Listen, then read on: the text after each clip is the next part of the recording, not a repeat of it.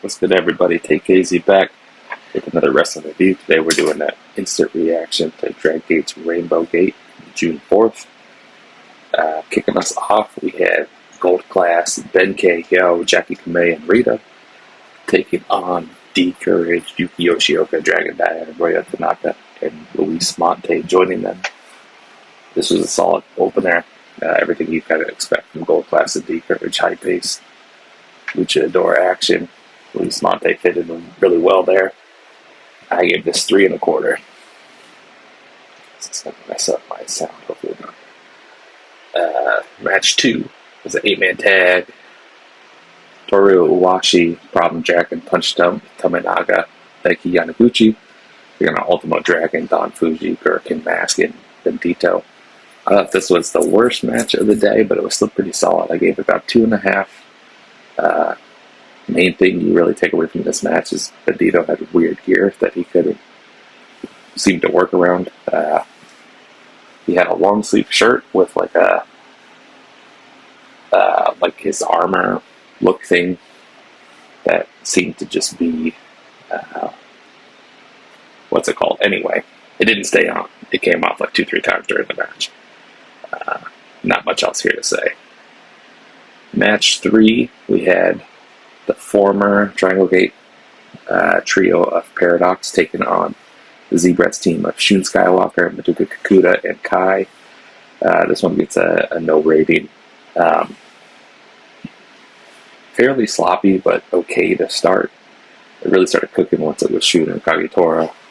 Shun hit the SSW when the ref seemed to think Kagetora was knocked out or injured, so rather than counting, he just stopped the match. So it seemed somewhat scary. But then Kagetora rolled out of the ring and sat up. They kind of helped him to the back anyway. But then he tweeted out he was fine and he was in the corner of Not Hug in the semi-main event, which was only 30-40 minutes later. So just kind of a bizarre match here. Match 4 is the first of our 4 title matches to open the Bravegate title. Champion UT defended against Mochizuki Jr. I gave this 3 1/2. This is pretty decent.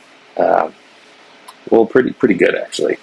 If you've watched any of this UT run, you kind of know he's been like the veteran with all these submission moves and veteran savvy against the Bravegate guys that typically are pretty young. He was working Mochi's arms the whole match, so Mochi Jr. had to resort to kick offense and using some of his dad's offense. A couple close calls, but ultimately he was able to win with an arm submission. Match 5 was the Open the Dragongate match. You had the champions of Natural Vibe, Strong Machine J, KZ, and Tomita, taking on the Zebrats team of Ishin, Yoshiki Kato, and Hamare. I gave this one 3 1/2 as well, but I thought this was much more fun than the Bravegate match. I really like this trio of Zebrats. They're kind of the 3 shitheads of the group. So I thought they meshed really well. Ending sequence was a little clunky. Kato took off Lupita's mask before the ref bump, so they had to scramble and put it on, so it wasn't a DQ, then do the ref bump and take the mask off again. Strong Machine J has shown great fire in these trios matches. He was slow to win me over. I didn't really like his Dreamgate match at the beginning of the year, but this Triangle Gate run, he's really won me over with the fire and tandem offense and kind of more frenetic pace than he showed in the Dreamgate match. Zebrats did end up winning, which I'm excited about. I think that trio has a lot of legs to it, and you kind of needed to clear up Natural Vibes. I think for Kobe World, you got to kind of spread them out a bit more. We did get our first angle, really, of the night. Unless you think that Takashi promo will be an angle. I'm kind of hoping against it, but we'll see. So, Strong Machine J got laid out. The ref bump resulted in him taking like box hit and tandem offense and all of that sort of stuff. I think he took all 3 finishers from the guys, if I'm correct. He definitely took the Firebird Splash from Hamare. to eat the pin.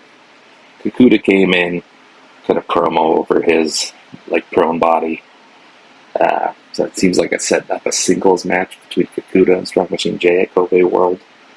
We'll see if that's ultimately the end direction, but that's what it looked like. After intermission, we had the semi-main event that opened the Twin-Gate Championship match between the Zebrats team of Kota Minoura and the team of Not Hug, Dragongate, and Naruki Doi. I really liked this one. I teetered on giving it 4, ultimately landed on 3 3/4. I just love Naruki Doi and Dragongate. Their offense is always fun. Really nothing out of the ordinary between any of these 4 guys, but I just think Not Hug as the face challengers was a lot of fun. What did surprise me is I thought after the Sapporo triple shot, Dragongate was getting set up to be a challenger for one of the singles belts. Whether that's the Brave or maybe even a Dreamgate shot. But he took all the offense at the end and ultimately took the pin. I think he took 2 or 3 signature moves from Lee or Minoura, kicking out of the first 2, but finally the pile driver at the end put him away. The main event was the Open the Dreamgate Championship match between Yamato making his 8th defense against Masaki Mochizuki. This was the best match of the night. I gave this 4.5. I thought this was awesome. Mochizuki was sporting the Sense 1994 on his trunks. Didn't look like a 55-year-old man at all. Came out there with the same fire and tenacity you always kind of can expect from big matches from him. Kicking the hell out of Yamato. Yamato was really selling for him to begin the match. Started working the legs over to try to slow the old man down. The closing sequence was really fun. A lot of signature and finishing moves and reversals before we got the full circle closing, the Yamato getting that leg submission that became a single leg crab, that became kind of like a single leg lion tamer, which mirrored exactly how the match against Daiki Yanaguchi for the Brave Gate ended, I think 2 months ago. I think that was the beginning of April. Mochizuki had to throw in the towel for his dojo trainee in that match.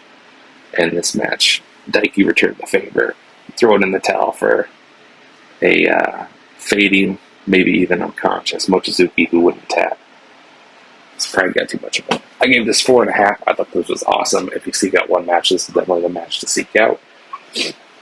And then we got a big closing angle to end the show. Shun Skywalker came out. Shun is the only man to beat Yamato in a one-on-one match this year.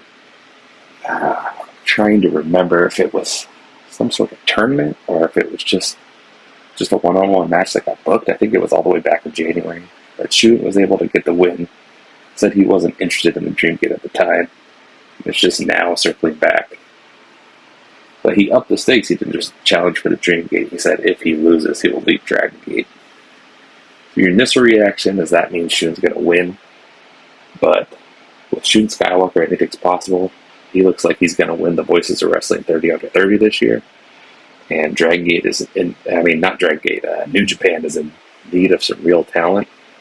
Plus, Shun is just such a good character in wrestling. He could lose and leave, but come back as a new version of Shun Skywalker and play it off that way. It's hard to imagine Zebrats without him, and it's very easy to imagine him as Dragongate champion. But with Shun, you never quite know. So it's leading into this show, it was hard to predict where the Kobe World main event was going. But now we have the huge main event, title versus career. Very excited for that. That is the night of AEW All In. So here on the West Coast, All In starts at noon, and then Kobe World is scheduled to start at 11:30 at night. So they technically fall the same day. In Japan, July 13th, as opposed to July 12th in the States. But for me, they technically will at least both start on the same day. So I'm very excited for that.